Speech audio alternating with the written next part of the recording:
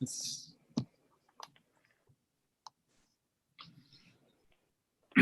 All right, it looks like we're live. Welcome everybody to another Backcountry Show and Tell hosted by the Catamount Trail Association. Tonight we're going to be talking about what to pack when you head out into the backcountry. We're going to be unloading our packs and showing you what's inside, and hopefully we'll all learn something.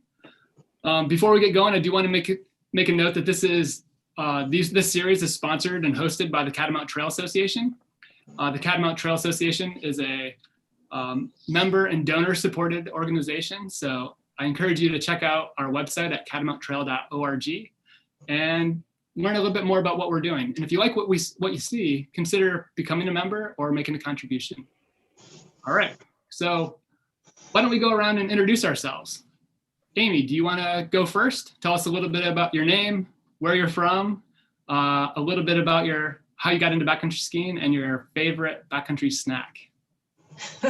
Sure. Yeah, definitely. So my name's Amy Butler, and you'll see on the screen there, it says North Branch Nature Center. I'm a teacher naturalist at the North Branch Nature Center located in Montpelier, Vermont. And I have been skiing since I could walk. I grew up in Central New York. I ski raced through childhood and into high school, a little bit in college. And when I moved to Vermont in, 1997, I picked up tele skiing. One, because the boots were way more comfortable and I was feeling a little bored with my heel being locked down. And then once I had children, it was much easier to ski with little kids with my heel freed and follow them through the woods. And from there, I just ended up spending a lot of time in the trees and in the backcountry. So I would say as a backcountry tele skier, I've got 10 to 12 years into it. And I've got my Avi 1 and Wilderness First Aid as well. So I really, really enjoy spending time way far away from the lift lines. And for the last 2 years, I haven't had a season's pass anywhere. So my pass has been climbing for it. And what's your favorite thing to eat in the backcountry? Oh, geez. Anything warm. My thermos, potato leek soup in a thermos is definitely a favorite. Nice. Awesome. Thank you. Mitch, do you want to go next? Sure.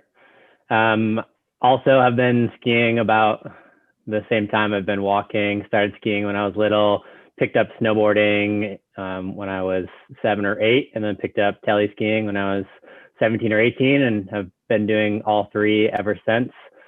I grew up in the Adirondack, so snowshoeing with a snowboard on my back was how I got into backcountry, and then got some skins and started getting out with my telemark skis, and then just started acquiring the rest of the gear from there. I spend a lot of my time not super deep in the backcountry. I'm taking a lot of first timers or novice riders in. So we're doing more day trips, light day trips. So you'll see my pack is mostly geared around those shorter trips. My favorite backcountry snack, because I'm not out in the woods for a really long time, is some sort of like chewy granola bar, usually Cliff Bar, Lara Bar, or something like that. Yeah, if you were out longer, those would freeze up. Yep. Great, thank you, Mitch. Kenzie, do you want to go next? Sure. I'm Kenzie. I am a technical sales manager and also Nordic ski department head at Outdoor Gear Exchange in Burlington, but I live in Stowe. And I have also been skiing since I could walk, but I come from a skinny ski background. So I grew up Nordic skiing and I raced also. But I got into backcountry when we would go on vacations out west with my family when I was in high school and in college. And I have been big into backcountry alpine touring for the last 10 years or so. And that's what I spend a lot of my time doing. You'll see in my pack that I am probably one of the most disorganized people in terms of my pack, because I am always just running out the door with everything. And I think one of my favorite trail snacks is pocket bacon, putting a bunch of bacon in a Ziploc bag and putting it in my pocket. it's always a nice salty treat. Awesome. Yes, one of the best snacks ever. Al, do you want to go? Can you go next? Sure. Yeah. Al Karam. I've been snowboarding since I was 16. Snowboard instructor at Gore, and then Smugs. I started splitboarding in 2014, just as another way to go out and get turns, and that kind of grew into exploring what else is out there and getting into the backcountry. A couple of years ago, took my Avi 1. And then also the founder of Splitboard Vermont. Awesome. Thank you. And Neil, do you want to go? Can you go next? Sure. I'm Neil Van Dyke. I live in Stowe. My full-time job is with the Department of Public Safety. I'm the State Search and Rescue Coordinator for Vermont, and also a longtime volunteer with Stowe Mountain Rescue. I started skiing a little bit later in life than most of the people here, but because I'm so much older, I've probably skied for as many years. So I kind of started in college on skinny skis, and then moved to Stowe and got into alpine skiing, and then eventually into backcountry skiing after that. So I spend a lot of time here kind of in the Mansfield backcountry, up Skytop, Underhill, that type of thing is sort of my jam for skiing. Bolton as well. And my favorite backcountry snack has got to be just Gorp. I'm just a Gorp guy. Awesome. Thanks, Neil. I'm kind of with you. My name's Greg Mano. I work at this Catamount Trail Association. I didn't grow up skiing. I didn't get into sliding on snow until college, where I initially picked up snowboarding.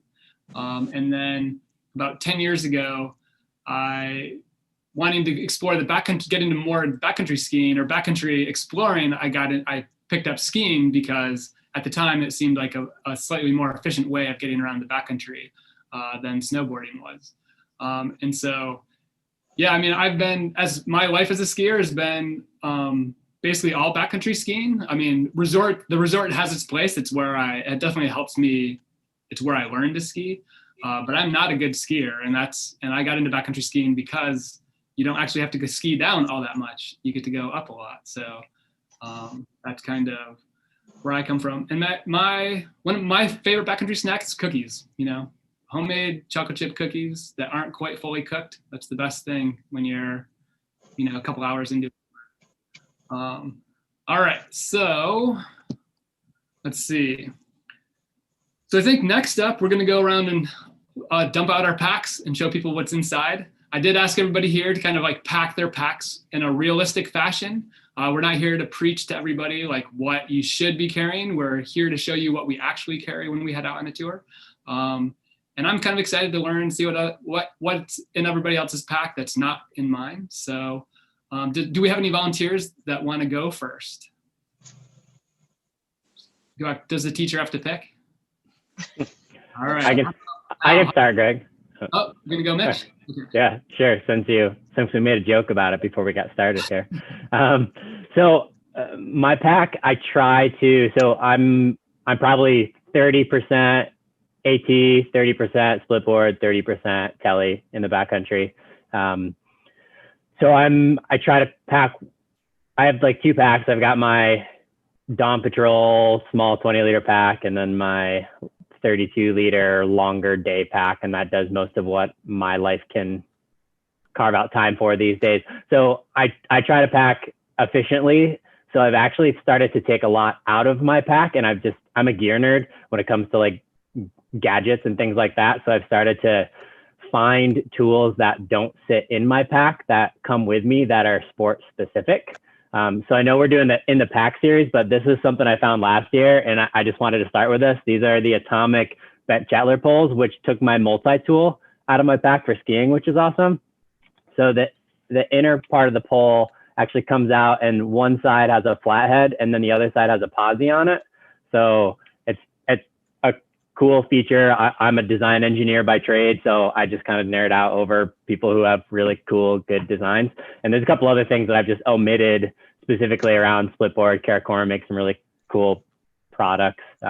So I don't have all my stuff here to show, so I'm just going to talk about some of it. But my layering, I run real hot, so my layering tends to be light. So usually I carry a Gore-Tex shell in the bag, and I carry one other thing I'm really excited about. I searched long and wide for this.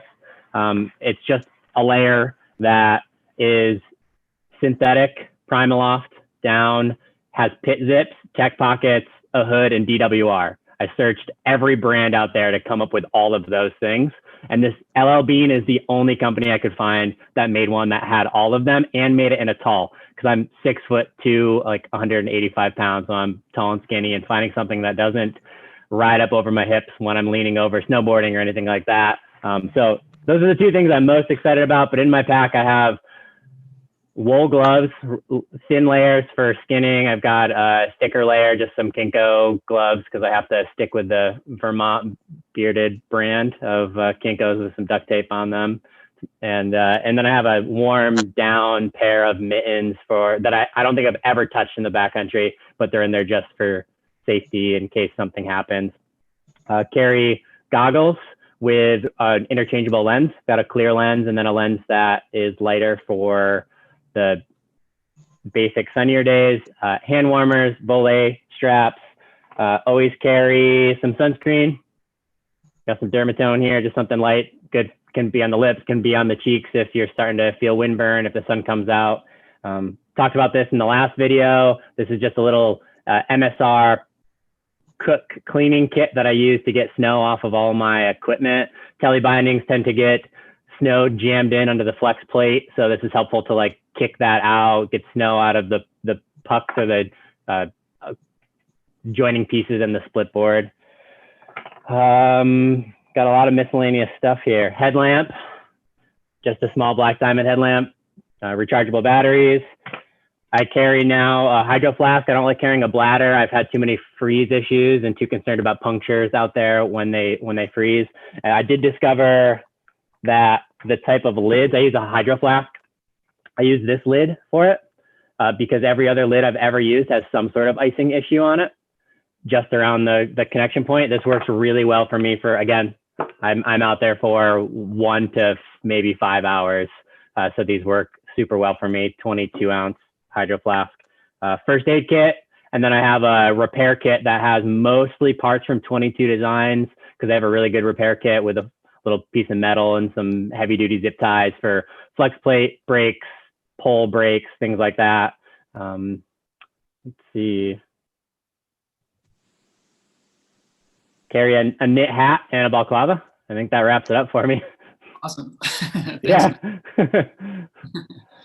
Let's see. Kenzie, do you want to go next? Sure. I'm actually going to unpack my pack because I really haven't unpacked it since last season. So we might have some fun surprises in there. But this is kind of my everyday pack. This is a Black Diamond Dawn Patrol 32. I overpack for everything, so 32 liters works really, really well for me. So let's start with the back, which is really containing most of my layers. And I run kind of medium, depending on the temperature in terms of heat. So usually when I am leaving the house, I am leaving in my shell and shell snow pants. So I'm starting out in a shell and I am skinning in that the majority of the time, unless it is very warm. So I have an extra wind layer right here in case my shell is a little too warm. I have probably 1, 2, at least 3 pairs of mittens in here. They're all different warmths. So I have a really thin Arc'teryx pair that is Gore-Tex, but also has a fleece lining. So that's great for the way up. I also have a Swix pair that has some insulation on the outside. And then I also have my Hestras that are pretty warm, full leather, awesome, wonderful downhill mittens to begin with. So no gloves for you? I don't like gloves. I have Raynaud's and my hands are freezing at all times anyways. So I am a mittens girl through and through. No gloves ever. Just doesn't work for me. Always carry a mid layer. So this is a Patagonia Nano Air, which is a nice synthetic layer. It's something that if I get up to the top and we're sitting for a sec, I will put over my shell. I don't really take off my shell too much. From there, I have a pile of volet straps in here, which is what comprises most of my repair kit, and a little Nalgene. I usually just carry a small Nalgene with me unless I'm going out for more than 3 hours. I am that terrible person that doesn't drink a ton during the winter, even though it is not great for you. A little Nalgene seems to do the trick. From there, let's see, Swix Easy Glide Wax, something I always carry with me. It's something you can put on your skins and your skis. It is the most useful thing that I probably have in here. Extra Buff, which I almost always have. I have some jewel bow goggles, and these are kind of a transition lens. So it's category 1 to category 3. So it goes from low light to high light, which is super helpful for the variable conditions that we have in Vermont. Just wait 10 minutes, it might be sunny. I also have my transition sunglasses from them too, because I like to wear them on the way up, especially if it's windy. And those are also Cat 1 to Cat 3. I have a headlamp in here. I think it's pretty much the same one that Mitch has. It's your basic black diamond headlamp. But I also have pretty bad night vision in general, so I keep my light in motion light right here that attaches to my helmet. It's 1,500 lumens in total, and it's something that I use in the summer for mountain biking. And probably the only piece of safety equipment other than belay straps that I carry with me is a nice emergency blanket. That's always sitting in the front of my pack. And I also usually carry an external battery for my cell phone, just in case I need to reach someone and my phone dies. But that's mostly for just tours around here. Like I said, I live in the Stowe area, so I'm probably going out for maximum 6-7 hours. If I'm going on a trip and going up to the Chick Chalks and doing full days there, then I'm probably going to carry other stuff like avalanche gear, more layers, and definitely more safety stuff. Great. Thanks so much, Kenzie. Neil, I bet you're chomping at the bit to share what you've got. Do you want to go? Do you want to go next? Sure, happy to.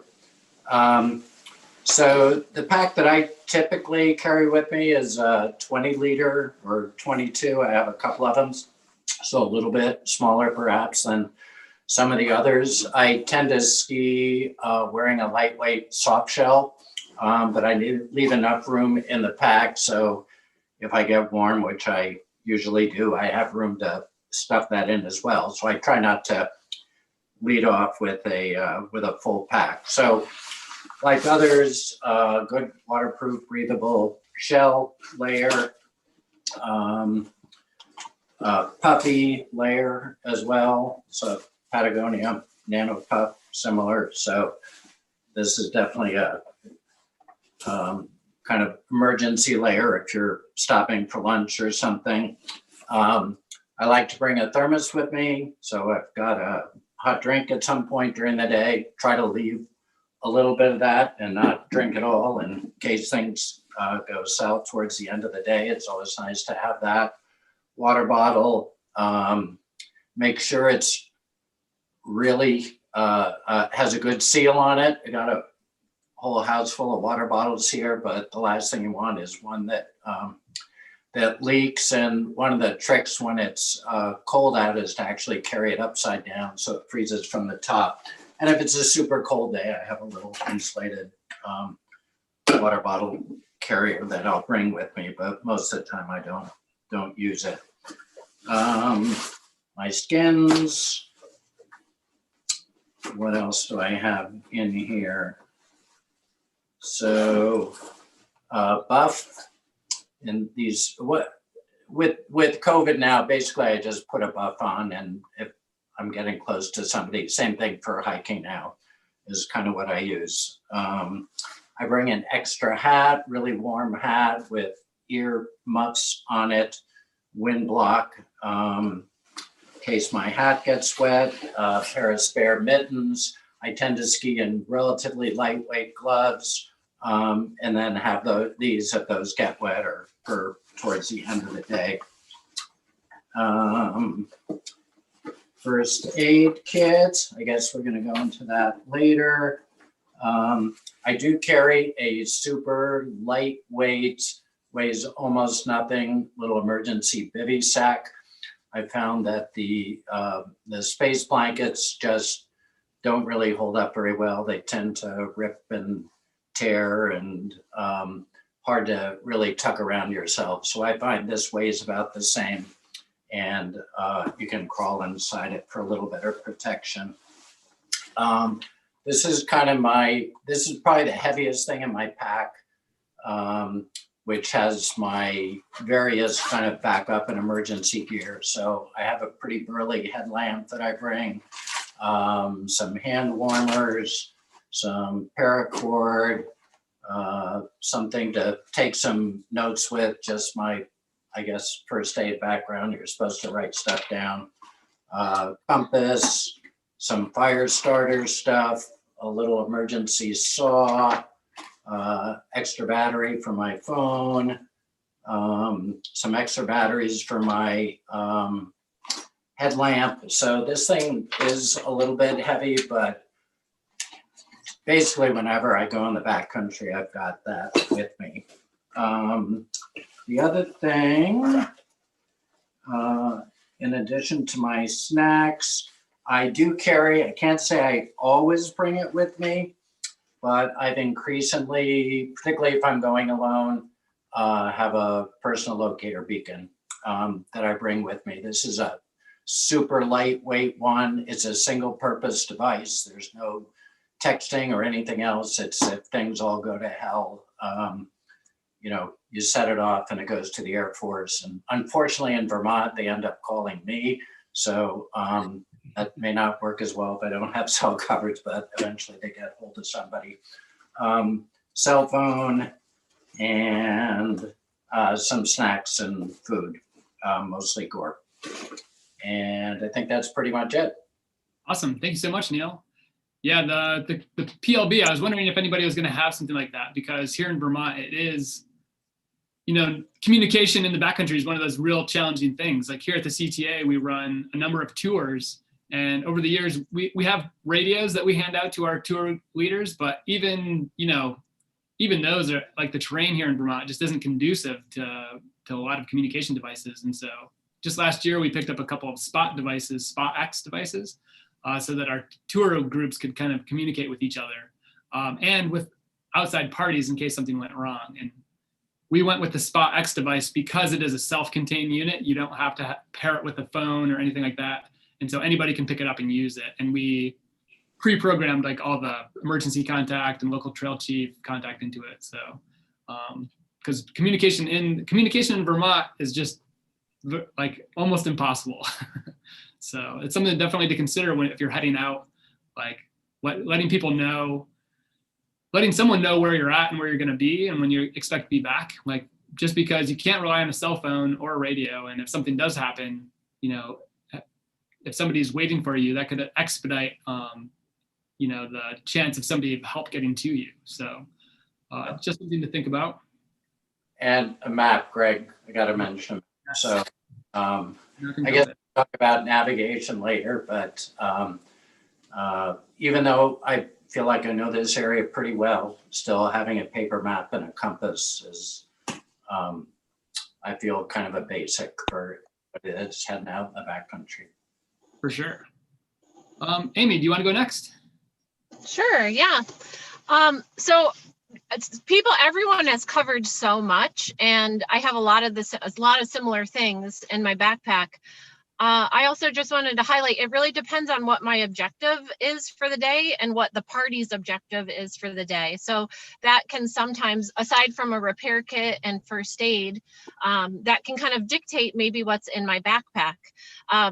And I'll just start there. So if it's kind of an easy tour day in the backcountry, I'll have that first aid kit and that and the repair kit. But I might also consider bringing a really small stove, because like I said earlier, I like warm beverages and warm food. So I have just this tiny MSR stove with a little bit of propane and a small pot, and that just enhances any kind of tour or walkabout with friends when you can stop and enjoy the scenery and hunker down for a little bit and have something nourishing and warm. I also bring a really small cutting board and pack the snow down really tight, so that we have a level surface to heat up water, maybe make a cup of coffee or something like that. So I just wanted to highlight some things that maybe other people haven't mentioned yet. The pencil with the duct tape on it and a notebook for taking any kind of notes. I'm a naturalist, so I'm really watching what's happening in the natural world.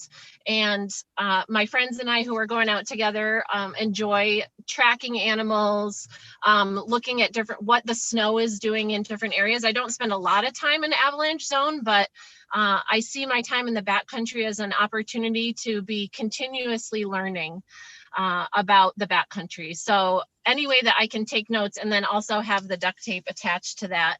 I'm really glad that maps were brought up. So I love maps and I collect maps, and I keep them on the kitchen table or somewhere really accessible, so that even before putting the map in my backpack, I spend a lot of time just browsing over maps. And I feel like that constant mental imaging of where I'm going to spend my time, like the Bolton Backcountry or Groton State Forest, or, Mansfield from the Underhill side. I'm always creating images in my head of the topography and of the different routes, and then also having that waterproof map in my backpack as well is really important. I'm not going to carry any kind of tour book with me, but it's something else that I feel like before you put the backpack on, understanding the landscape that you're in, and maybe understanding even a little bit of the history of the area, again, just enhances your time outside. Of course, all the straps neatly put together like this with a little Velcro. I've broken my Telly boot buckles before, and so I have various lengths of these. So these have come in really handy. Let's see, what else do I have in here? Oh yeah, like I said, my thermos, and I know we're going to talk about first aid, but I wanted to bring this up. And I know I bring, where is it? Oh, I've got that trick too. So a really small packable thermarest. Like, this is pretty tiny. So if anyone gets injured, I can inflate this really quickly, get them up off the ground. And again, one of those emergency blankets, and a contractor's bag for making a really quick biovac to keep somebody warm. I haven't had to use it yet. I hope I don't ever have to, but I'm really glad to have it in my pack.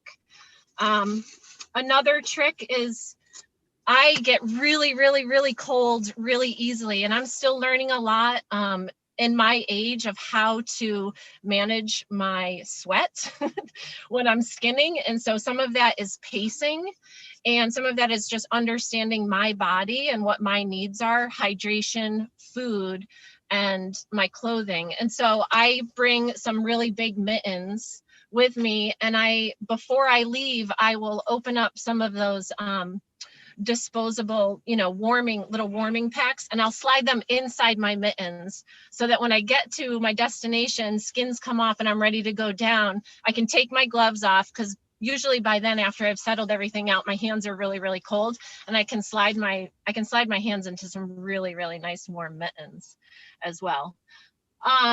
Goggles, extra buff.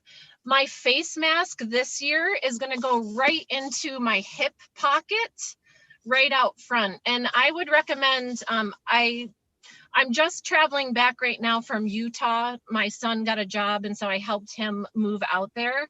And everyone out in the backcountry in Utah has been really, really diligent about wearing a mask. And what I found was very easy was I have a mask that has elastic that goes all the way around, not the ear loops. So I can have it down around my neck. And then when I'm passing somebody on the skin track, it's really easy to pull it up and bring that back piece of elastic up over my hat. So it's kind of an up and down motion. The buffs get really wet really, really quickly. And once your mask is wet, it's not effective anymore. So having a few buffs and a few masks on you this year in particular is going to be a really, really good practice. For sure. I mean, we're encouraging people to have an actual mask with them, just because, I mean, a buff is better than nothing, but it's not a mask. And so the reality is, like, if you have to travel most people have to travel some amount of distance to get to a backcountry zone. And so whether you're interacting with people in the parking lot or on your way to and from, you should have a mask with you anyway. And it's just one of those things. We just everybody needs to get in the habit of having a mask with them and available to them in case like appropriate distance can't be maintained. And having a couple of them is important because, like I said, once they're wet, they're not very effective anymore. So depending on how busy that skin track is and how comfortable you are, I was skiing the other day with a buff on and it got wet and frozen really, really quickly. So I was glad to have a few extra buffs in my coat pocket. Well, and you also mentioned the skin track. We mentioned this in last week, but in the our etiquette video, but like skin track etiquette, especially this year, like if you're passing a group or a group is passing you, make sure your entire group moves to one side, the same side of the trail, and gives the passer the ability to like take as much distance as they want around you. Just because, I see a lot of people this summer, I ran into a lot of people that you'd approach them and the group would split on both sides of the trail. And then you didn't really have a choice but to like navigate through the middle.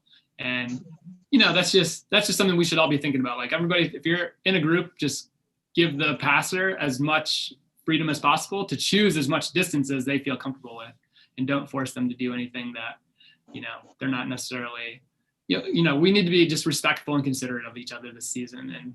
And, considering the state of the world, there's a few more considerations these days. Yeah. And two more things really quick, a helmet. Yeah. The helmet goes on the back of my pack. So obviously we need that, and something dry to put on underneath my helmet. I have one of those thin skeeta hats. So once I get to the top, I take off that sweaty hat and then put on my thin skeeta and then put my helmet on right away. And I've also started carrying soft flasks. So the same soft flasks I use for trail running, fill them with really, really nice warm water, put them into the middle of my pack. And as those get, as I drink those throughout the day, then they are very, very small and my pack feels a little bit lighter. Awesome. Thank you, Amy. Yep. Let's see. Oh, I think you're next. Yeah. All right. So I'll start with my pack. So I've just got a Osprey Camber 42. And I found that this works really well for me in the type of splitboarding that I do. You can also downsize this and rip the top off if you don't need it. Usually I've got my helmet attached to the back of the pack, and then goggles as well stuffed inside. I do carry just like a light beanie to throw on, when I'm on the downhill, or if it's really cold out, just to have to keep my ears warm. Otherwise, just touring with a typical, baseball cap kind of thing. Or so then I do have. I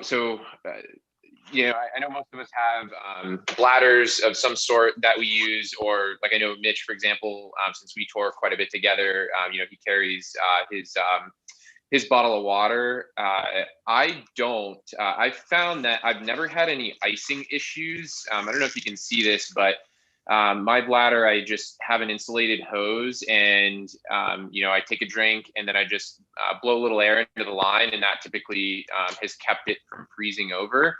I found it works really well for me, whether I'm out there for an hour or, a full day. It's been really great. I think it's a 3-liter bladder that I have in the back of the pack. And so works really great for me.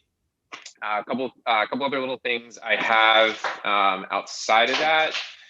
Headlamp, as everybody mentioned, just again, typical Black Diamond rechargeable. I usually carry an extra battery or two, just to make sure, have that on hand. Also carry a much brighter lamp, just like Kinsey. This is a 1,000 lumen light in motion. You can attach it to your helmet with a GoPro mount or just hold it in your hand. I do carry a multi-tool. Thankfully, haven't really needed to use it. Compass, clinometer. Another thing I carry, just a nice thing to have. You got everything from navigation to just being able to figure out the angle of a slope if you need to, if you're in avalanche terrain. Going back to gear that I wear, usually Gore-Tex shell, that typically goes into the pack along with my puppy. I'm usually wearing base layer, mid layer, and then, depending on conditions, probably have like a vest or something like that on, a puffy vest. And I found that works for me for most temperatures, so long as it's not super cold, dumping snow, or on the other extreme of that, really warm. Also carry on the split boarding side. So I have Caracorm bindings. I have a couple of different tools, but this one never leaves my pack. It is Caracorm's binding tool. So if you have hardware failure or anything like that, or you got a loose bolt, there's all sorts of different tools on here, which is nice to have, and just packs away, stays in the side pouch. Usually next to my clinometer. First aid kit, belay straps. Usually there's a lighter in there, pretty lightweight, just keep it in there. I have lost a pole basket before, which is really annoying. So I usually carry an extra pole basket, because you never know. What else do I carry?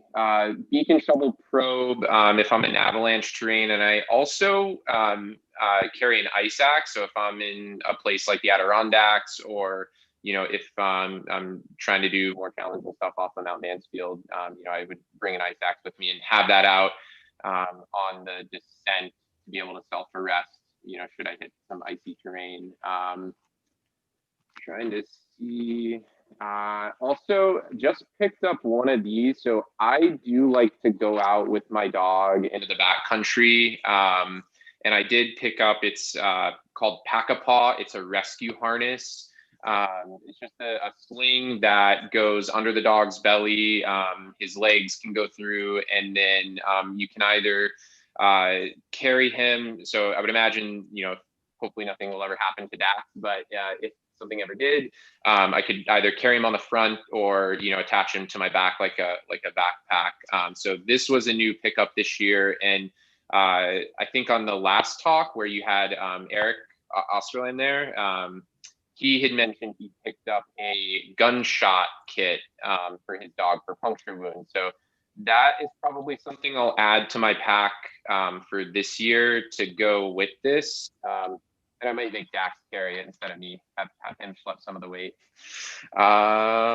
And a couple of different assortment of gloves, just, your basic,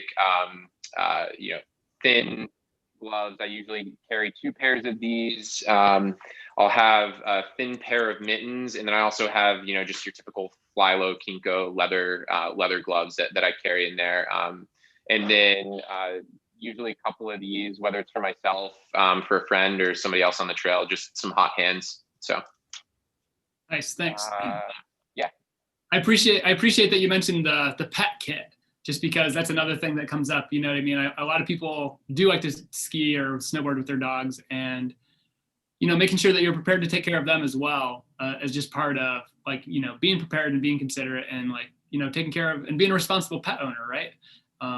Like it was mentioned before in the other talk, is like your dog moves through the snow a lot differently than you do. We skim across the top of it, and they're down in the snow. So puncture wounds and other things are kind of likely. So making sure you're prepared to take care of that. And it's good to see that someone mentioned that stuff. I guess it's my turn. Hey, Greg, I have a comment about the pet thing. I I have considered carrying one, even though I don't bring my pet. There's been 4 instances, 2 in the backcountry and 2 actually in New Hampshire in Tuckerman Ravine, where I was skiing or snowboarding, saw a dog and a dog owner. All instances, the owner had gone down something steep and the dog was stuck at the top, afraid to go down there. And in all 4 instances, I figured out a way to carry the dog down to the owner. And so now I'm like, I feel like everyone should just pack one of those in case there's an instance where you come into contact with a pet owner who hasn't been in that situation, where you can just pull the sling out safely, bring the animal down and get them out. Yeah, that's a good thought for sure. I mean, that's the thing. Think about each other. I feel like that's the common theme for this year is like, be considerate. Let's think about each other, take care of each other, be ready to take care of each other. So my pack, I use the Black Diamond Cirque 35. For me, this is a great size pack. It's usually not, I usually don't pack it full, so there's lots of space in it. I don't carry my helmet in my pack. I usually wear my helmet from my car, and on the up and on the down, I have a really lightweight climbing helmet, and I just wear like a really thin beanie under it, or like a buff folded over. And I do that because I don't want to have to think about whether or not I'm going to bring it. I don't really like carrying it in my pack or like having it bounce around on the outside of my pack.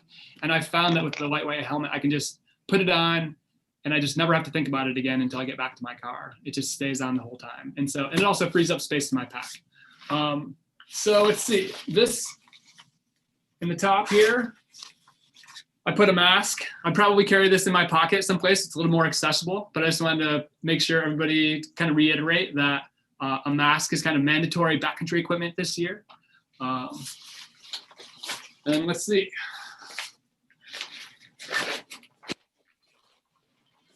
So this is my first puffy. This is the one, when I start off, I don't like to be cold. So I'll have like the stuff I'm going to be skiing in, but I'll always throw a puffy on over the top of that. And then just accepting the fact that, 5 or 10 minutes in, I'm going to stop and take this off and stuff this in my pack. So puffy number 1. Got a pair of goggles. As we learned in one of our other ones, it doesn't really matter what goggles you have. Just, if you're skiing in the backcountry, you should have some form of eye protection. And you might not want them to be that fancy if you're going to be skiing through the trees or through brush and scratching them up. So it's nice to have. I happen to have a pair of Gilboas that have the photochromatic lenses. I really like these because I have the lightest pair, and they go from, they're light enough that you can ski at night with them, but they get dark enough for like the brightest day. So it's nice to always have the right lens. I've got my shell. I've got puffy number 2. I always carry an extra puffy with me. If it's not super cold out, I'll just carry a smaller puffy. I like to also stuff it into its arm, and then it's just really easy to get out and deploy if you need it. If it's really cold out, I'll bring a heavier duty puffy for that. I usually have some sort of food with me. This is just an assortment of goos and whatnot. Generally, when I go backcountry skiing, I don't really like to take bars or goo or any of that stuff because it does freeze and get hard to eat. So I tend to prefer things like cookies or brownies or beef jerky, a sandwich, like a turkey sandwich or a peanut butter sandwich. Like those are all really great for in the backcountry. In the winter when it's cold out, they're easy to eat. They don't freeze. And most people appreciate, all summer long you eat kind of like sweet Cliff Bars and other things when you're out, and it's nice to just have like real food sometime when you're out there. This is my poop kit. Nobody else has this. This is something like if you're going out early in the morning, it's hard to make sure everything's taken care of before you leave the house, and so it happens. So it's nice to have. I've got inside here, I have toilet paper. I've got a couple of different bags inside here because in the wintertime, if you're practicing leave no trace ethics practices, you can't just like leave it on the snow and think it's going to take care of itself. If you're going to practice leave no trace, you need to get down to the dirt and bury it in the dirt. And in the winter, that can be hard. So you really need to pack it out, whether it's you or your dog. I also have some hand sanitizer, and I have some wipes. So this comes with me, especially on early morning tours. And you might be surprised at how often other people need it. This is my first aid and repair kit, and we'll talk about that in a little bit. And I carry this. This is my extra, inside here, this is kind of my backup bag, I guess. I like to put it in a bag because if you have gloves or hat, beanies or other stuff, I don't like them. I don't want them falling in the snow and getting snow on them. So it's nice to keep them in another bag. In here, I've got my headlamp. These are a pair of wind mittens. They're these super light nylon mittens that, don't take up a lot of space, but if your hands are cold and everything's wet, you can throw these on. I can loan them out to somebody else. They're super handy that way. I've got a couple of buffs, a light pair of gloves. These are kind of like these really puffy gloves. They're my hands get cold as well, so I carry these. And then I have a pair of these North Face, these old Gore-Tex shells. And so in combination, these are super warm. And they just keep you, you want a little bit of protection. And then here I have an old reflective kind of blanket that's just kind of rolled up. It's it's bigger than your typical emergency blanket, so you could use it as a shelter or to wrap somebody up. And so there's that. I've got a thermos. I like the Hydro Flasks as well. I personally like the ones that have the threads on the inside of the bottle instead of the outside of the bottle, because as you open and close her to take a drink, the ones with the threads on the outside tend to get wet, and then it drips and can freeze. And this stuff, keeping it on inside tends to keep it a little bit cleaner. So if I'm throwing this in, not that it matters that much, but if I'm throwing it in my bag with a bunch of other clothes and stuff, I just like to keep things clean and dry.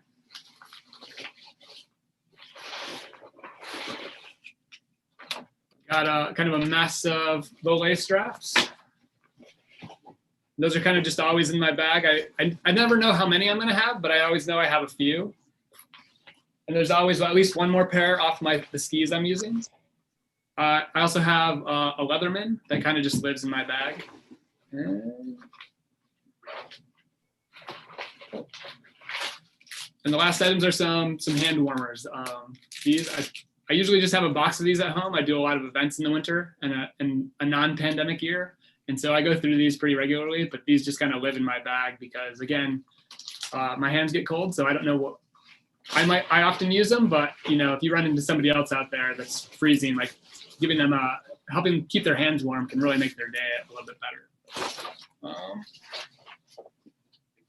I think that's it for me. So let's talk about, before we go on and dive into the first aid and repair items, let's talk a little bit about some the Avi equipment really quick. I don't know if anybody wants to add anything. Most of us here weren't carrying that stuff. A few of us mentioned it, but beacon, shovel, probe, and crampons. If you're going to be traveling in kind of above alpine environment or steeper terrain, this is something that you really should be familiar with how to use and practice using it. If you're going over to the White Mountains or you're going over to the Adirondacks to ski some of the slides, you're really going to need, this is serious terrain, and you're going to want to know, not just have the equipment with you, but you want to know how to use it. You need to practice using it. You need to get out there and understand when to use it and how to use your beacon, how to use a shovel and a probe, how to do a proper search, and when to use boot crampons or ski crampons for that matter. If you're not familiar with that stuff, you probably shouldn't be moving through that type of terrain. So it wasn't mentioned here, but we do have access to that type of terrain. So it is something that if you're wanting to ski or explore those places, you really should, take an Avi course, find a mentor. Don't just kind of run up to Tuckerman's by yourself with your buddies if nobody has any experience up there. You should find somebody with experience to kind of give you a little bit of background and make sure that you guys are acting and participating safely. And with that, Greg, I think that the education is the most important thing that you can pack with you. A few years ago, I ran into a couple of kids from UVM up in the Chick Chocks that didn't have any experience in Abbey Train. And though we have all taken our Abbey 1 courses, my friends and I that were there, I almost got caught in an avalanche that they set off. So it's important to have that gear and know how to use it, but it's also most important to know how to assess the terrain that you're in. Yeah, and I'll mention, like, I've taken Abbey 1 as well, and like what I came away with Abbey 1 was like there's a lot more to know, and I don't know enough. You know what I mean? Like Abbey 1 to me was just like there's a lot here I don't understand. I really should go with somebody that, you know, is familiar with the terrain, familiar with the weather patterns, and knows how to make these decisions, because I came away just, it really sheds a lot of light on how much there is to know and how much there is to be familiar with. So definitely finding a mentor, going with someone with experience, like that's, if you're traveling in unfamiliar terrain, that's definitely key. Anybody else want to add anything to the, yep, Amy? Yeah, I would just add on to what Kenzie's saying. Absolutely, the education. And if we are lifelong learners and we do want to have a long life in the backcountry, taking every opportunity that we possibly can to learn how to extend that time and enjoy it to its fullest, and bring others along with us.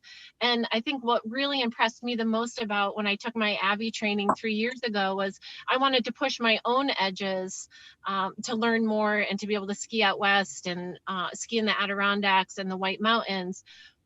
But what I really walked away with was a clearer picture of what I had been doing and what I hadn't been doing already in the backcountry with my friends. Having conversations about what are our goals for the day? What are our objectives for the day? Where is everybody at? What kind of week did you have? What kind of mental state are you in right now for a full day tour?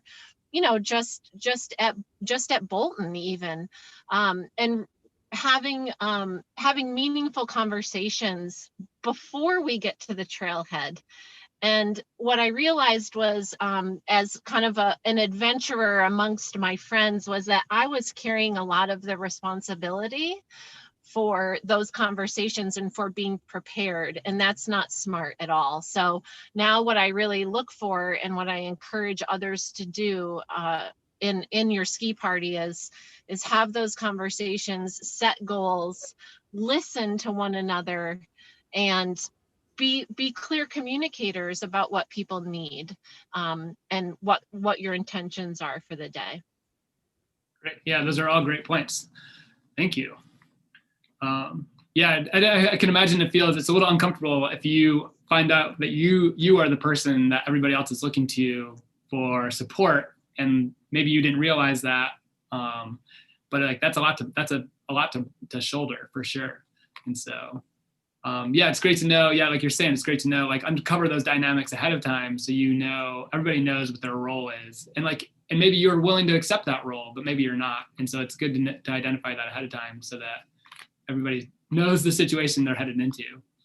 Yeah, I think it's really easy for us to kind of get into a hero attitude or try to show up for other people or impress other people, or you want to do, 2 more runs. You've got kind of the blue sky syndrome and the snow's really, really good, but you've already been out for 4 or 5 hours, and maybe someone in your party, had surgery the year previous. So those constant check-ins by the hour. So every time you stop for a snack or a drink, check in with everybody, all get together and talk. How's everybody doing? How are you guys feeling? All of that. It just makes for a safer and more fruitful time. For sure. Great. Well, thank you. So 2 of the things I really wanted to talk about were communication and navigation, because not a lot of us mentioned maps in our kits. And the thing is like, we're probably going out, most times we're probably heading out to some place that we're relatively familiar with. We've been before, we kind of know the lay of the land. We probably already have a route in mind. We know exactly where we're going like 80% of the time. But if you're, it took time to develop that familiarity. So when you head into a new area, do you guys have what kind of tools are you carrying with you guys to kind of help you guys stay found and make sure you know where you're going? I liked Amy's comments earlier about, just kind of poring over maps ahead of time. So like you're headed up to the Chick-Chalks, maybe you've got the guidebook and you're like going through the zones you're going to go through and just kind of building that mental kind of map of like the terrain and where things are. But like when you're in the backcountry, it can be really hard, to like figure out where you're at. So I don't know if anybody wants to jump in with some tips on staying found. Yeah, Kenzie? Yeah, so I am like the true millennial that I rely on my phone for a lot of things. And part of that is I use Gaia, which is a GPS app that you can actually map out lines on if you pay for the app. So when we're going into the backcountry and we have longer days, even in terrain that we're super familiar with, like over in Nebraska Valley, I'm still going to take a look at my phone and see if we're following the right line to get to our objective. Luckily, even in more rural and remote areas, GPS satellites can reach you, so it can tell you where you are on the map the majority of the time. If for some reason we're going to be in an area that's not that case, then I will always bring a printed map and a compass. Yeah, and Gaia, just to be clear, Gaia is it's an app that costs money, but it allows you to kind of build maps with different base layers. And then you can download those maps onto your phone so that you can use them outside of cellular service, but as long as you have a GPS signal. And you don't have to pay for it for the base model, which is just downloading the area so you can see the topographic terrain. But if you want to see the lines that you're doing, then yeah. Yeah, and I used to use Gaia a lot. Just recently I found out that you can, CalTopo actually allows you to export geo-referenced PDFs. So CalTopo is a free program, which is really great and has all kinds of like interesting data layers, and they have like slope angle shading, things that skiers and snowboarders would love. Lots of different data layer, like base map layers. And what you can do is you can build a map, you can put shapes and mark landmarks and mark routes on it, and then export it as a PDF map. And then you can use that in an app like Avenza, which is a free app, which will show you your location with the GPS signal outside of cellular service if you have an appropriate, geo-referenced map to utilize with it. So CalTopo and Avenza is a great option. It's pretty powerful and it's free, and so that's a nice thing. Neil, it seems like you want to say something. Well, I'm just going to second that. I'm a big Avenza fan. I've actually been involved for the last few years in a project creating some maps specifically for search and rescue, and we're increasingly using Avenza now as a tool for backcountry navigation. And we're able, as you were talking about, to create specific maps for our purpose, which for backcountry skiing, you can do the same thing. I use it extensively. Basically, every time I go hiking or backcountry skiing, I try to have a geo-referenced PDF map for Avenza for that area, which just gives you great situational awareness as to where you are. I don't think I have ever been in an area in Vermont where you didn't have GPS coverage where you could see where you were. That's very, very unusual. I suppose it could happen, but it's pretty reliable. Of course, the downside with using phones in the winter is the battery issue and fumbling with your bare hands to touch the screen and all the rest of it. So definitely some limitations, but I've kind of gone from old school paper map and compass to being a big fan of some of the apps like Avenza and Gaia.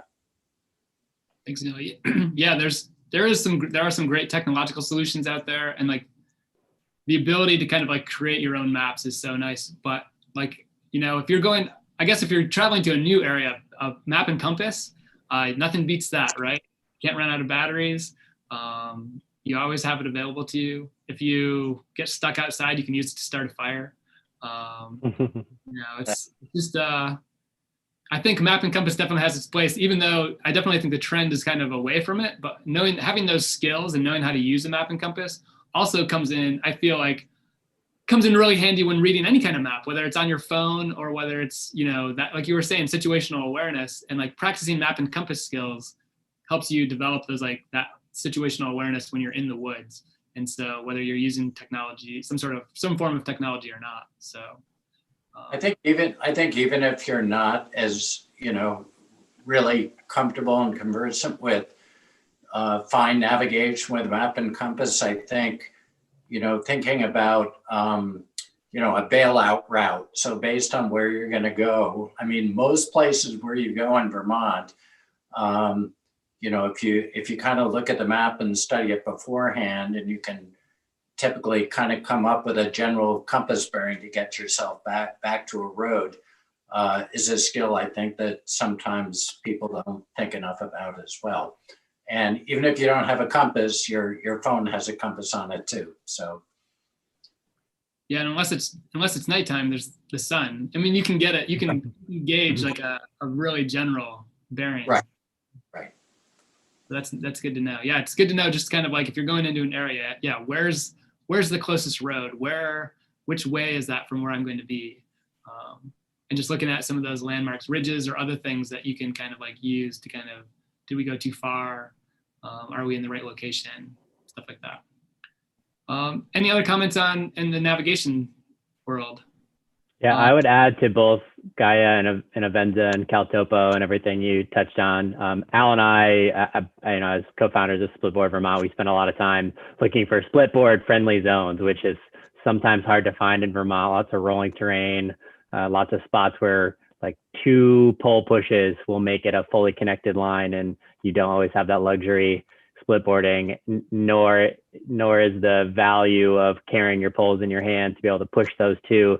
It's not all that fun. So we're often, me personally, I'm going out on my tele skis as my scouting lines to figure out where I want to go. And I'm skiing from the perspective of a splitboarder, looking for the lines to come back and ride uninterrupted on a board. So slope angle shading is critical for finding the nuance of being able to connect a run from getting pitched into a slight bit of a pull into a riverbed versus being able to ride it out to that transition point. So something I rely on heavily. I have the intrinsic, if anyone's into personality things, I'm an Enneagram type 5. So I'm a map builder, how I view the world.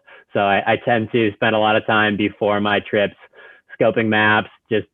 It brings me a ton of joy to just read over things and hear the stories behind them, and it fills in some of the gaps and makes it a bit, 1, I'm more prepared, and 2, it makes it a more special experience to know where there is some history and where something happened somewhere before my time. Awesome. Yeah. Thank you. So next to navigation is something that can be sometimes tricky, but like communication in Vermont is also something that's can be impossible a lot of times. If something were to happen, like how would you, if it was, we tend to recommend people travel in groups of 3 at a minimum, just because if somebody were to get hurt, somebody could stay with the person and somebody could head out. But yeah, I mean, cellular service is super spotty in the places that we like to ski and snowboard, and radios, within a group, even if you get, the terrain here is such that even those can be challenging. And what are you guys do? Or what are you guys doing to make sure that, what are some of the things that you guys are practicing to kind of like stay together, keep your group together? And what is your strategy for if something were to happen? What's the plan? Like, how would you get help? Smoke signals? It's going to be a little more challenging this year because while we're trying to distance getting to the trailheads, in the past, you've had your commute, whether that's a short commute or a long commute, to talk about plans over an early morning coffee or whatever and kind of get on the same page. Now you have to be a little bit more intentional about that, or relying on partners that you have a lot of history with. For sure. Is anybody carrying any kind of satellite communicator? I do have a spot also. So I have that back from when I hiked the AT in 2013. And it's something that at the time I thought was a little annoying that my mother gave that to me as a present.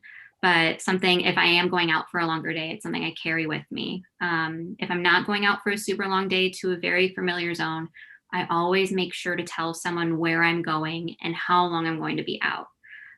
So whether it be just down the road to the Catamount, or else if I'm going out and exploring over by Skytop, I'm going to tell my boyfriend that I'm going to be gone and I'll be back in 5 hours. And if I'm not back in 5 hours, I share my location with him most of the time if I'm going out, and hopefully he can find me. So those are kind of the methods that I tend to use. Yeah. Anybody else? Neil, do you have any best practices that you recommend for people that are heading out? Well, I think people have touched on some of the key ones already. I think, definitely telling somebody what your plans are. I mean, for us on the search and rescue end, that's, absent communication to the scene with somebody if there's no cell phone coverage or they don't have a satellite device. If we don't know where they were going, what their plan was for the day and when they expected to be back, there's a lot of country out there. It becomes very, very challenging. So if nothing else, I think a pretty detailed, or as detailed as you can, plan as to when you're going, and leaving specific instructions what to do if you're not back by a particular time, even taking that extra step. Because not everybody that you talk to may understand, how long that trip is going to take or what's a reasonable time to be overdue. So communicating that clearly, I think, to a responsible party is huge. For sure. And I think part of this is also double checking to make sure your equipment's in good working order, right? Before you head out into the backcountry, especially if you're going on a longer tour, just double checking that your binding, everything looks good, that nothing's loose, and kind of trying to minimize the chance of something going wrong before you head out. Familiarizing yourself with your boot, like if you're an AT skier, how does that ski walk mechanism work? You know what I mean? Like make sure that you understand like how it works, so that if you can't get it back into ski mode, maybe you have some idea of like how you could fix it or what might be the problem. I feel like doing the things preparing ahead of time so that you don't have problems in the backcountry goes a long way to kind of ensuring that you don't have to communicate with an outside party. This year especially, it's going to be important because our healthcare professionals and medical professionals have plenty of stuff to worry about right now. And so, we really need to, I think as we're kind of encouraging people to kind of take it easy, dial it in a little bit. Something that's, sketchy for one person might not feel that sketchy for another person. So we're just asking everybody to kind of like rein it in. If you have to think twice about whether or not you should do it, don't do it. It's just, this isn't the year to like end up in the hospital or end up, initiating any kind of rescue. So we would ask everybody, generally just to think about what you're doing, and be conscientious of the situation that we're all in right now, and just be prepared and kind of take it easy this season. All right, let's see. So anything else to add on the communication front? I'm trying not to make this last all night. Greg, I would just add, it's a great year. We're all Zoom, like we all know how to use Zoom. We all know how to use Google Chat. So, why not meet, the night before in the virtual world and have these conversations? Kind of like what Mitch was saying, like I love to get together with my friends and lay the maps out on the dining room table and have some beers and all hang out. Well, now we're not doing that. We can meet at the trailhead with our masks on, but we can certainly meet virtually. And I think there's a lot of opportunities for all of us to just extend our learning and extend our experience, just like through these, panel discussions that, Catamount's offering this year. So if anything, I think it's the year to better educate ourselves and to push our edges a little bit, to learn more and support each other more. For sure. I agree. Beer tastes just as good when you're talking to someone virtually as it does when someone's sitting in front of you physically. Yeah, that hasn't changed. That has not changed.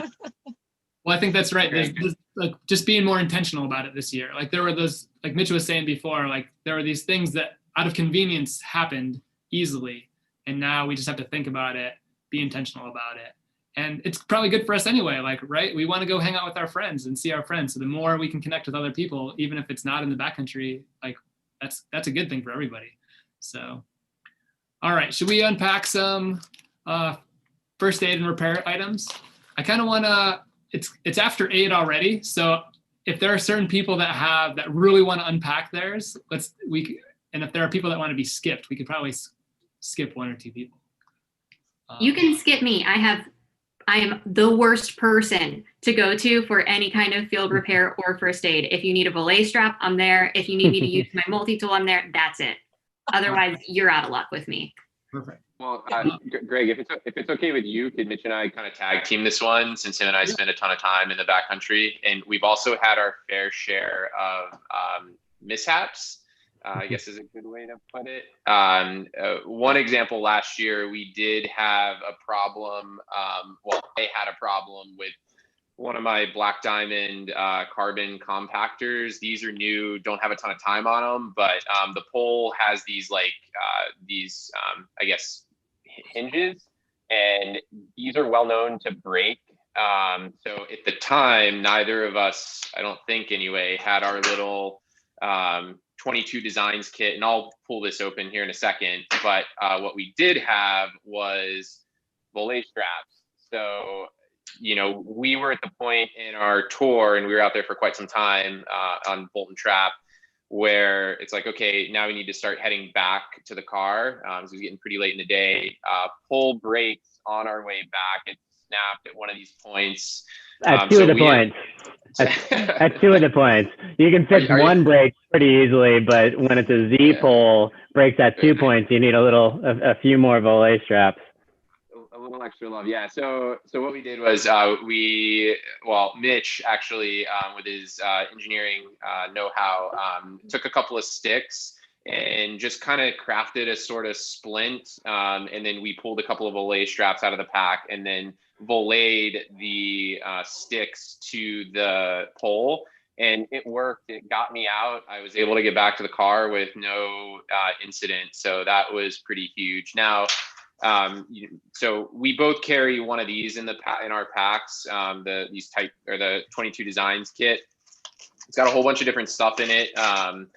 Everything from, your zip ties to some seat clamps. And then it's also got a little piece of metal here. So, we could have used that to make a quick pull repair. Also some duct tape as well. For sure. The only things I'll add to that I carry in mine is I carry some extra splitboard binding hardware. I put some fresh blue Loctite thread locker on it. So if I lose anything, I've got something that's gonna stick and hold, and then some Allen keys that fit that same size. There's 2 different sizes that my bindings use. And then I had an instance last year where someone didn't have their skins.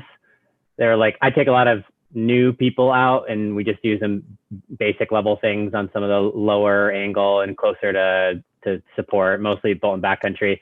Someone didn't have the skins cut right and it worked for a while and then started totally failing, and we were a little too far. So now I carry the I'll never use this anywhere, but it fits in a backcountry pack. I use the better cutters at home, and one of these BCA rubber ones, because this can work at an angle for a splitboard or on a ski. And with the cutter, you can take the skin and taper it down, fold it over, and just make it work for the short term to get someone out before they can buy a new skin or make a repair. And that's totally it happened to me once, and I never want that to happen again, where we're throwing belay straps on a beginner's ski while they're trying to learn how to skin. And so that's the only addition I'll add there. One more little story I'll share on the repair side is a splitboarder. So I did pick up Caracorn bindings last year. These work completely different from pretty much every other binding type out there. Mitch, if I'm wrong on that, correct me, but most of the other bindings use a puck system where they slide on. With this binding type, they actually have these, you'll notice these pins back here that clip on to the mounting interface on the splitboard. So pretty simple. the problem with that I was using, it was the Burton Hitchhikers or Spark R&D bindings, and it happened to me 3 times, and I didn't have a way to repair it. Was the base plate, so this part actually snapped, and had I had some baling wire, for example, I probably could have figured out a way to just secure it so my binding wasn't loose. And in those instances, 2 out of the 3 times I actually had to 1-foot it out. So I was just riding with 1 foot strapped in versus both, which wasn't a lot of fun. So yeah.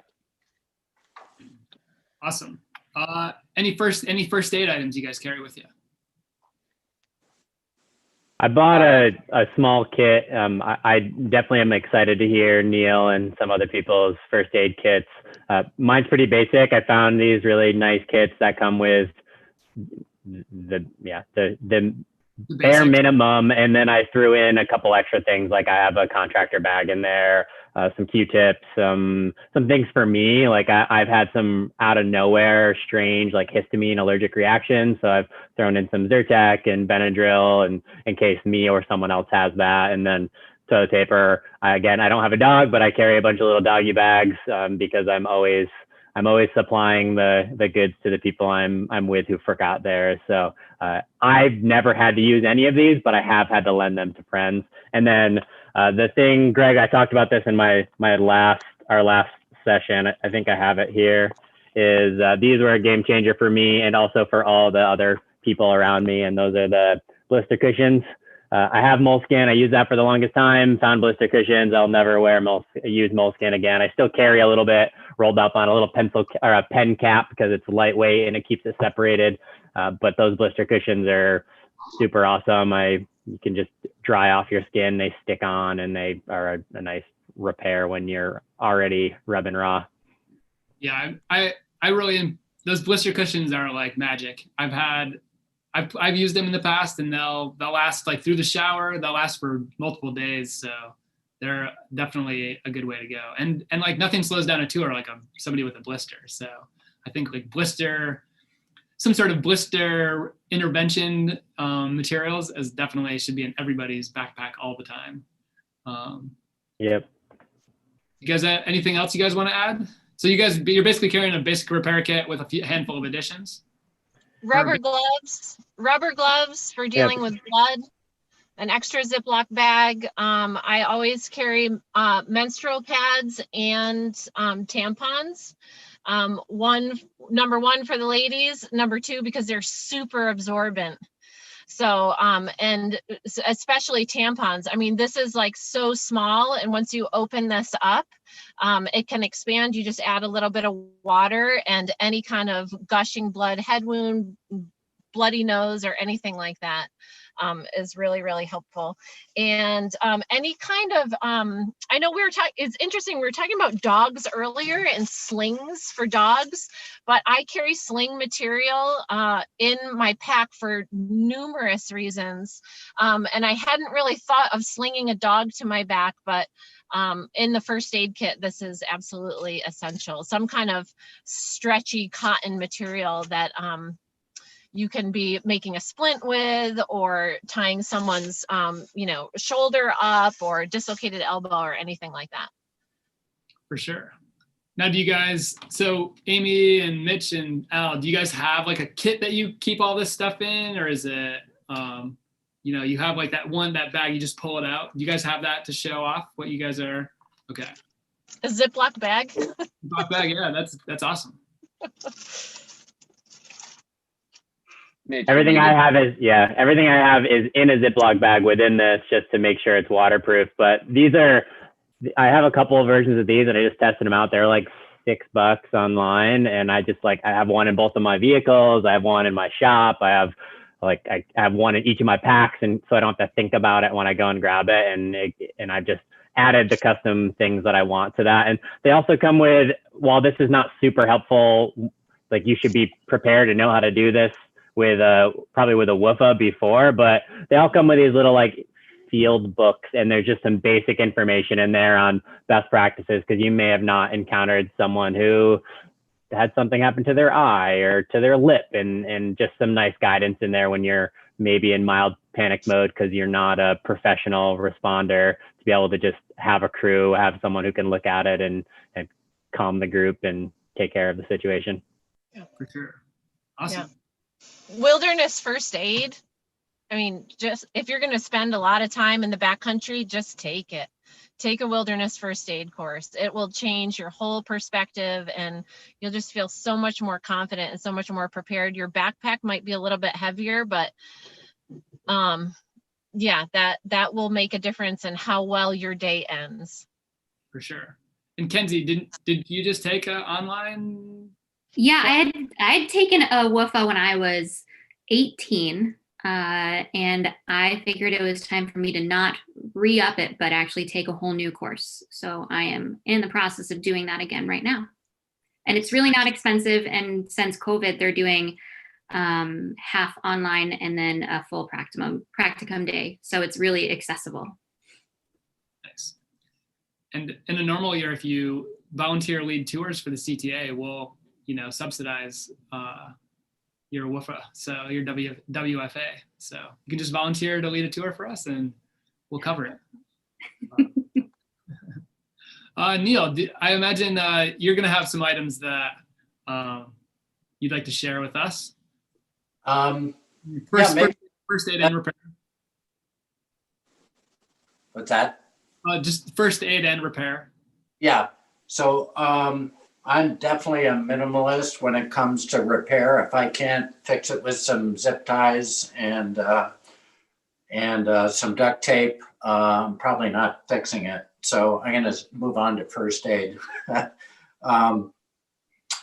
So my first aid kit has really been a work in progress, and I actually don't carry a whole lot of stuff, just because after spending 40 years in the backcountry and working as a wilderness ranger for a while, it's just after a while it occurred to me that a lot of the stuff that I was carrying, I just never ever used. So I've tried to kind of focus it on things that are practical, get used, and maybe able to help get you out of a bad situation, which in many cases you really can't do with something serious. So I've got basic, kind of make my own. I mean, there are all kinds of great commercial first aid kits. I typically find that half the stuff in there I end up taking out and just replacing with something different. So basic bandaging materials, some gauze, medical tape, Band-Aids, something for blisters for sure, whatever your choice is, some antibiotic ointment, those little tiny packages, some pain relief, antihistamine is all good stuff. I also carry at least one cravat with me. I have found that Ace bandage comes in very handy for a variety of things, wrapping things up. And the one kind of larger item that I do carry with me is a sand splint.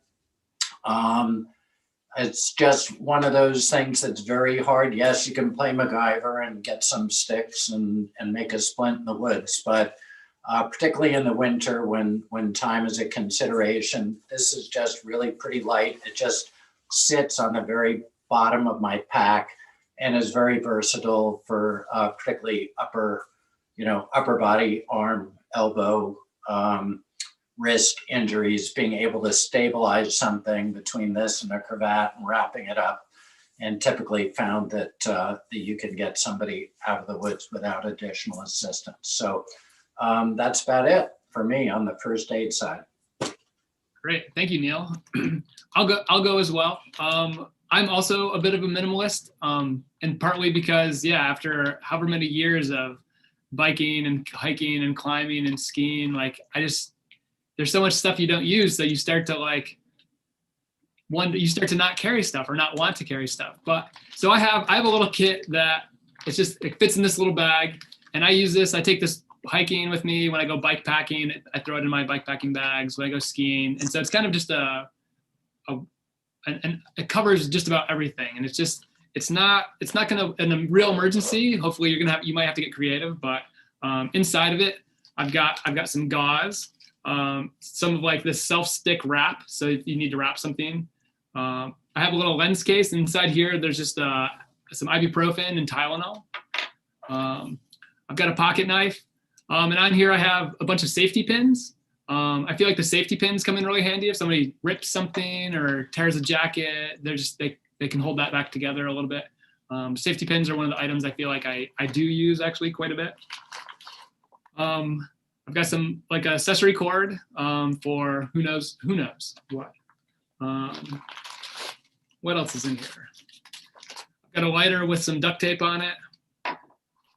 I've got a mask. So if you did like a life mask, this is a face shield. So if you did have to give mouth to mouth, you have a little bit of protection.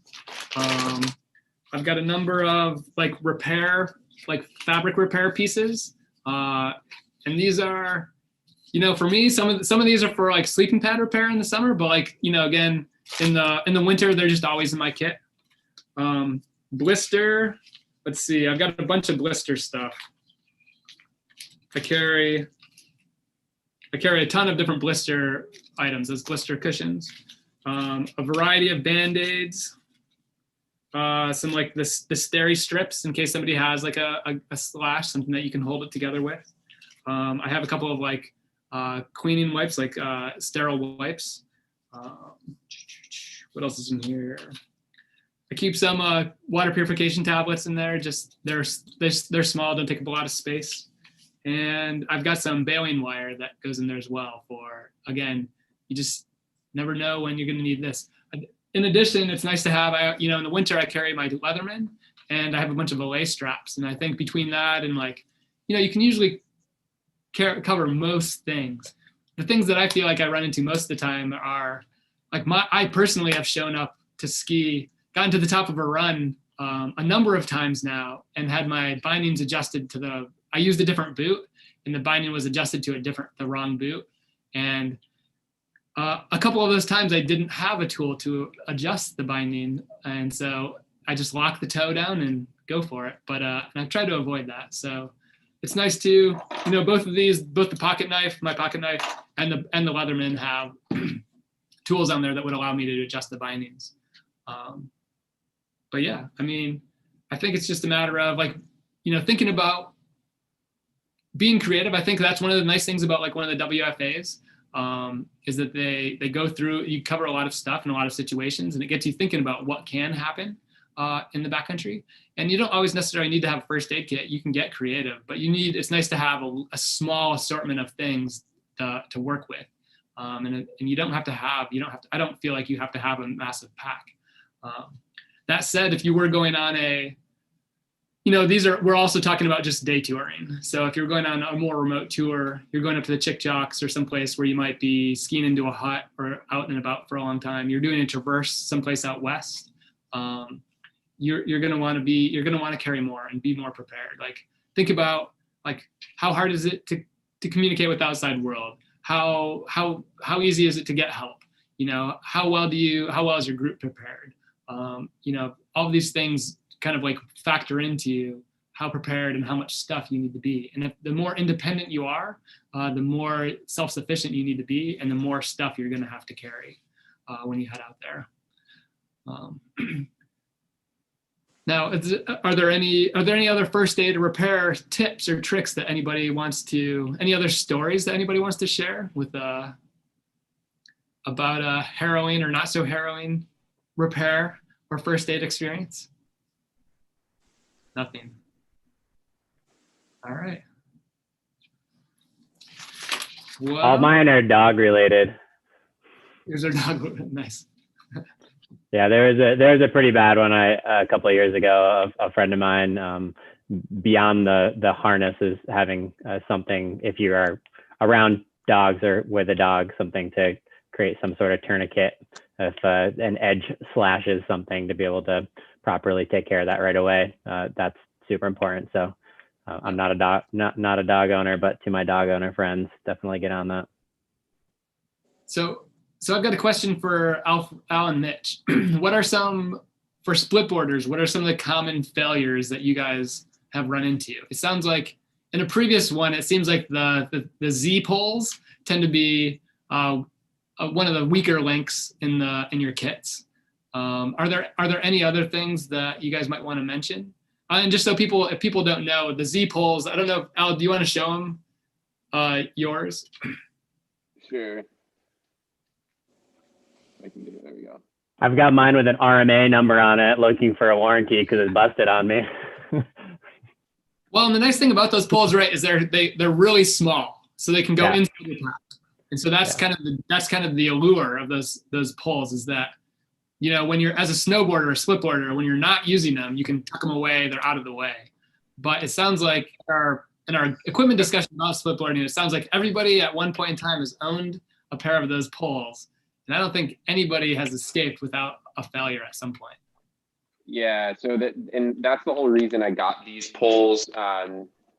There's only one other company I know that makes a pole like this. And if anybody knows of any other companies that do, let me know. Usually it's just the telescoping pole where the point is, you know, a little higher off center where the pole extends.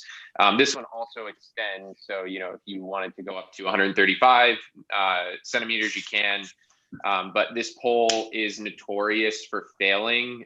Greg, to your point, I mean, it's a split boarders pole at the end of the day. I personally don't ever put it inside of my pack. And that's just because I just want to get in the habit, you know, just good avalanche preparedness, right? The only things I want in my pack are the things I need in my pack. So this is usually strapped to the outside of my pack. And then also, if I needed to get access to this, if I needed to push myself in some flat terrain to get to the next down, then, you know, I would have this. But yeah, this pole does fail. There is, I think the BCA Scepter is another one that is also a Z pole. So, you know, it does break into three. But yeah, I mean, anybody that's ever owned this pole, they break. Well, and like you mentioned before, like if it does break, because it relies on tension to hold it together, like all the joints fail. So like, even if you have one break, then everything you need to split in two sections. So you're left with a wet noodle. it seemed like in our previous discussion about splitboard gear, everybody had transitioned to like a 3-section telescoping pole because of reliability. It seemed like, I don't know. What pole is that again? Which pole is that? The Black diamond compactor. Yeah. Oh, okay. Okay. Do you guys are there any other common kind of split boarder repairs or equipment failures? Yeah, I mean, fortunately, most of the equipment is pretty robust, but the ones I've seen are for actual like total failures are base plate or lower binding structure breaks. So like Al had with the hitchhikers, it's some sort of metal or composite piece that has a lot of movement in it, and it's designed to not move. And when something that's rigid and is not engineered to move well gets a lot of stress, it tends to crack. Fortunately, most of them aren't keeping you from getting back to your car. If you're way out there, possibly. But I've seen a lot of the failures are losing hardware working itself out, not having the right thread locker in there, and then also not having the right tool with you to tighten that. Most split boarders or snowboarders are used to having a posi driver for their regular screws into their board or to mount the pucks, but then when you've got all these tiny components to hold your high back or your high back forward lean angle, to the binding that can be customized to the like fore aft direction. All of those use different components. Usually it's a 2, a 4, and a 5 metric hex key, and not a whole lot of people carry them with them. So you tend to see a lot of loose high backs, bindings that swivel around, or connecting hardware that has loosened itself up because there's some adjustability to that, and then no way to tighten that. So the tips of your boards are moving around, and that makes it challenging to get out. Thank you. Those are good pointers. So for those of you that teleski or ski on 3-pin setups, Have you guys had any issues with broken bales or heels, heel levers? I feel like those are common failure points on, and so telemark skiers, like the heel lever. I know a lot of people that would carry an extra heel lever with them in case that broke. And I definitely have seen people crash and pop like the toe bale out of like a 3-pin setup.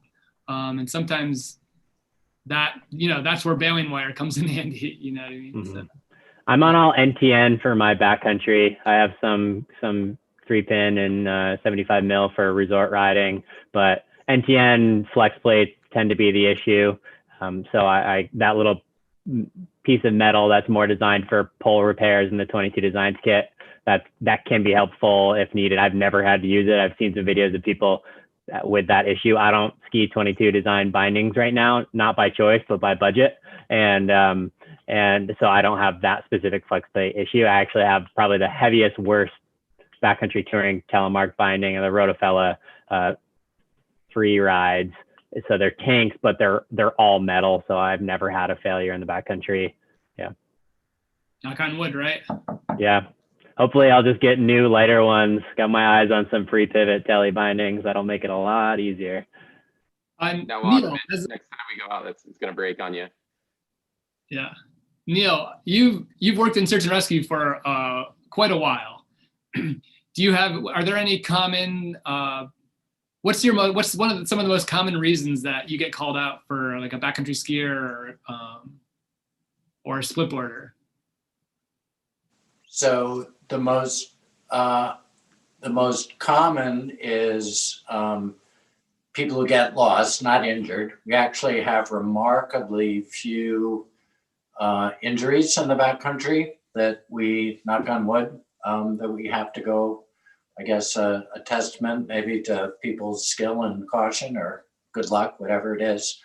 But typically a couple times a year, we will get people who get lost, and it's, a number of different factors. I'd say the most common one is people underestimating the difficulty and time it's going to take them, and they get caught by dark and can't find their way back after dark. And we've also had a couple where people have gotten separated and the person ending up by themselves is not familiar or doesn't have the map with them. So I did want to mention, actually earlier, we're talking a little bit about group dynamics and just really stress the importance of keeping groups together, particularly when you have a range of experience levels. But those are the most common things. It's very often people just getting caught by dark when they underestimate the time that it's going to take them to complete the tour, or heading into unfamiliar terrain where they just don't really know where they're going and don't turn around and go back, because that seems like that would be too difficult to go back up the way they came. So yeah. So having a headlamp and some form of navigational device to kind of locate yourself, those would help people be a little bit more self-sufficient, even though their day might not go as they had planned. It might not end in a result and end in a search being initiated, which I think is it's surprising me sometimes. I mean, it's both for backcountry skiers, but probably a little bit more for side country or resort skiers that ski out of bounds, that just the strategy of turning around and following your tracks back, people seem remarkably reluctant to do. They always seem to think they have a better idea of finding some novel way to get themselves out. But that's often a strategy that would resolve a lot of issues that people tend not to do as much as they could. For sure. Great, thank you. Anybody else have anything to add to this conversation about items that we might have missed that people should consider having in their packs, first aid or repair items or situations that you want to share? Catamount Trail Association member card. Sorry, Kenzie. Very important to have with you, but one thing that I have found that isn't necessarily a thing to have in your pack or a thing to carry with you in case of emergency, but is knowing how to operate your equipment first and foremost. I've come into a lot of people that have been getting these hybrid setups for skiing. So like, Solomon shifts or Duke PTs or Kingpins, and not knowing how to use them before they actually go out in the backcountry. So they're trying to transition. They don't know what the heck they're doing wrong and why they keep on popping out of their binding. So having that knowledge before you actually use your stuff is super important. That prevents a lot of these issues. For sure. Like, so practice in your at home in your living room, make sure you can step in and get in and out of your stuff. Oh yeah. And go to the resort and skin up like inbound someplace and practice that way before you kind of definitely jump into. I have this visual of a Cody Townsend, a professional skier, has done this really fun series of 50 classic lines, but there's this video of him trying to do skimo stuff, of him practicing how fast he can do his transitions in his living room in front of his TV. And that is what I tell every single customer to do who is new to their backcountry setup. Practice transitioning while watching a YouTube video in your living room. It makes the world of difference. And your friends will really appreciate it if you do that. Sure. I mean, I think that's part of it, right? Like, how do you, I feel like if you've never toured before, you don't know, at least from a skier's perspective or alpine tourer's perspective, like, do you loosen all the buckles? Do you loosen just the upper buckles? You know what I mean? I feel like there's all these things that might not result in a like a search or anything, but it might result in a big blister, and that's going to really ruin your day. So like practicing at a resort someplace is a way to kind of like get familiar with all those things, how your skins work, where you're going to put them, how long they last. You know what I mean? Like and so that when you get out into the backcountry, you're prepared for those situations, and you can practice in an environment that's where the consequences are super low. So it's good to do that first before you kind of like jump into a real backcountry situation. Splitboarder practicing their split skiing on the Mighty Might hand tow this weekend. It made me real proud. Nice. I was just going to explain what split skiing is, really. I think people can figure it out, but yeah, it's the unfortunate times when you're splitboarding where you need to go downhill and you can't transition into a full snowboard. So you go downhill as skis, but your binding hinges at the tippy toe and you can't flex the ball of your foot. So you're doing you can't really make a telly turn. You're just making a one-footed backseat alpine turn with one edge. So you're essentially skiing with a split in half snowboard, and it takes a lot of practice to learn how to steer and drive that. Yeah. So good to practice on the resort. If you've got days where only a 1/10 of the resort is open and you still want to get on snow, it's a perfect time to go up to the tow rope or the hand tow and go mess around and feel like a baby giraffe and figure it out.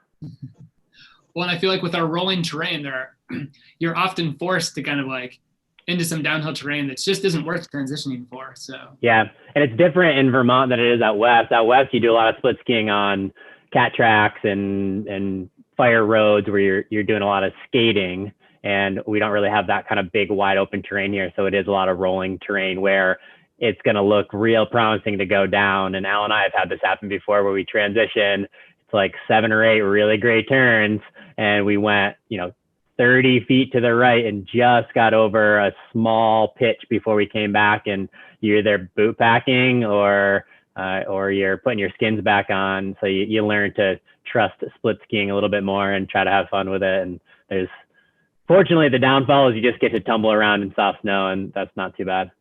Yeah. Awesome. Any other additions? Yeah, just one thing to add, Greg. I think it's important to mention too. So practicing at the resort, uphilling. I would just add a note to say, just check the resort's uphill policy. Especially this year, a lot of resorts have changed their uphill policy. Everything from hours to parking to what trails you can go up. So it's been a weird year for trying to go get some skin laps at a resort. And then we actually, Mitch and I had a friend who took they weren't new to splitboarding, but they took their splitboard to a resort to get some lift laps in, and they actually had not a failure, but they did have an instance where there was a loose puck, and that caused some issues, and they were able to get their gear dialed that way without even needing to uphill. Plus, just get familiar with it, especially if it is brand new gear. So yeah. For sure. Well, and it is nice nowadays, like most resorts do have an uphill policy. And even though most of those policies have changed from last year to this year, like you said, like make yourself familiar. But most places, if you have a resort nearby, there is a path towards uphilling, so usually. So it's definitely good to check that out. Yeah, thanks for that. Here's a plug for Splitboard VT. We built an uphill policy matrix for Splitboarders. So if you're looking for the quick and easy route to go find the full uphill policies, splitboardvt.com, and you'll find it there. Nice. Awesome. Thanks, guys. Well, if nobody else has anything to add, so I'm going to make one last plug for the Catamount Trail Association. Again, we host tours, we maintain terrain, we maintain the 300-mile-long Catamount Ski Trail, but we also work with our chapter partners to maintain zones throughout the state. We have a youth program that puts underserved youth on skis, and we are a membership and donor-supported organization. So I do encourage you to go to catamountrail.org and check us out. Poke around the site. If you like what you see, please consider becoming a member or making a donation. It makes stuff like this possible, but it also makes, the terrain that's available here in Vermont possible. So, and that's what we're all really about. So I want to thank everybody here for your time tonight. I really appreciate your insight and your tips and experiences. Thanks so much, and take care. Bye, guys.